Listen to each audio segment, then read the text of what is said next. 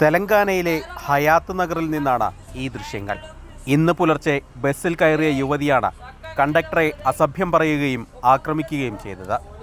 ഹയാത്ത് നഗർ ഡിപ്പോയിൽ നിന്നും ബസ്സിൽ കയറിയ യുവതിയോട് കണ്ടക്ടർ ചില്ലറ ആവശ്യപ്പെട്ടു.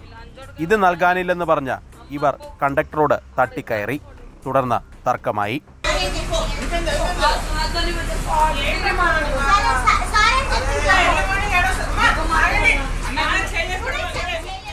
ഇതിനിടയിലായിരുന്നു മർദ്ദനം.